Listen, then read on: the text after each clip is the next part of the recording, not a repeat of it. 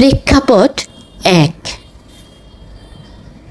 উচ্চ বেতনে চাকুরি করা এক যুবক আর এক গরিব যুবককে প্রশ্ন করল, তুমি কোথায় চাকরি করো? একটা কোম্পানিতে। স্যালারি কত? 10,000 টাকা। মোটে 10,000? চলো কিভাবে? তোমার মালিক তোমার প্রতি অবিচার করছে।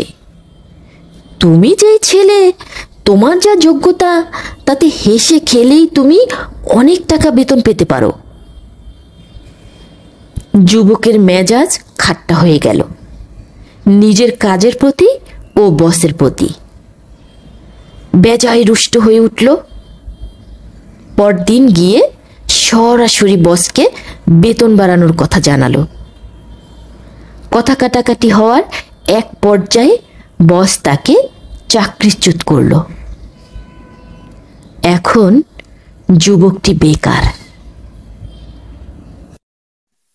প্রেক্ষাপট ২। তোমাদের প্রথম সন্তান হলো বুঝি? জি। তোমার স্বামী এ উপলক্ষে তোমাকে কিছু দেয়নি? উপহার, টাকা বা এ জাতীয় কিছু? না, কেন দিবে? এ তো আমাদেরই সন্তান। উপহার বা টাকা দিতে হবে কেন? কেন? তোমাকে হাত খরচার জন্য 2-4 পয়সা দিতে পারে। তার কাছে কি তোমার কোনো মূল্য নেই? তুমি চাকরানি? স্ত্রীর মনে ধরল কথাটা। সারাদিন কথাটা ভাবতে ভাবতে মনটা বিষিয়ে উঠল। সত্যি তো, আমাকে একটা টাকাও কখনো ছোঁয় না।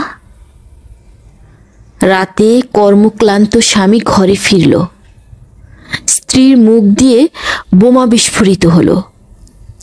রেগে গেল দুজনে। কথা কাটাকাটি, ঝগড়া আর ঝগড়া, পরে হাতাহাতি, শেষ পর্যন্ত তালাকে গিয়ে গড়ালো। প্রেক্ষাপট ৩। এই বৃদ্ধ বয়সে কষ্ট করছেন? ছেলে ঢাকায় থাকে, বড় চাকুরি করে শুনেছি। মস্ত বড় ফ্ল্যাটে বউ বাচ্চা নিয়ে থাকে। আপনাদের দুজনকে সাথে নিয়ে যেতে পারে না? আপনাদের দেখতেও তো আসে না। না না, ছেলে আমার খুবই ব্যস্ত। টাকা পাঠায় তো, ফোনেও খোঁজ খবর নেয় নিয়মিত। কি এমন ব্যস্ততা তার শুনি? নিজের জন্মদাতা জন্মদাত্রীকে দেখতে আসার সময় হয় না? সারাদিন অফিস বাসা করতে করতেই তো তার সবটা সময় চলে যায়। আপনি খোঁজ নিয়েছেন? সে ঢাকায় বাড়ি গাড়ি হাঁকিয়ে বেড়াচ্ছে, আর আপনারা অজ পাড়াগায়ে ঢুকছেন। বৃদ্ধ বাবা বাসায় এসে স্ত্রীকে খুলে বলল। স্ত্রীও বাধা দিল, আপনি ভুল শুনেছেন, সে আসলেই ব্যস্ত। না, সে কি মিথ্যা কথা বলতে পারে? আহারে, কাকে বুকের রক্ত পানি করে বড় করলাম, এটা ভেবেই করে বসলেন ব্রেন স্ট্রোক বা হার্ট অ্যাটাক। এবার আসি মূল কথায়। কিছু নিরীহ অযাচিত প্রশ্ন আমাদের সুখী জীবনকে ক্ষণিকের মধ্যেই দুঃখী করে দিতে সক্ষম। আমাদের সমাজে ছদ্মবেশী দরদিরা নিরন্তর শান্ত জীবনে অশান্তির দাবানল জ্বালিয়ে দেয়। ছদ্মবেশী ডাইনিগুলো নিজের থেকে কিন্তু আপনাকে কিছুই দিবে না, কিন্তু অন্যের থেকে অবৈধভাবে আদায় করার পদ্ধতি শিখিয়ে আপনাকে জিতিয়ে দেওয়ার নামে ধ্বংসের দিকে ঠেলে দিবে। গল্পের হিতোপদেশ।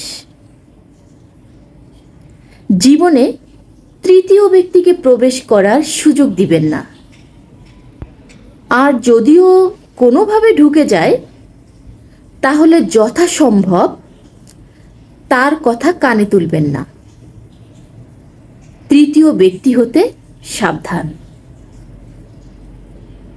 সবসময় শুকরিয়া আদায় করবেন আর ভালো কিছুর জন্য দোয়া চাইবেন। আপনি জয়ী হবেন ইনশাল্লাহ। সবাইকে ধন্যবাদ।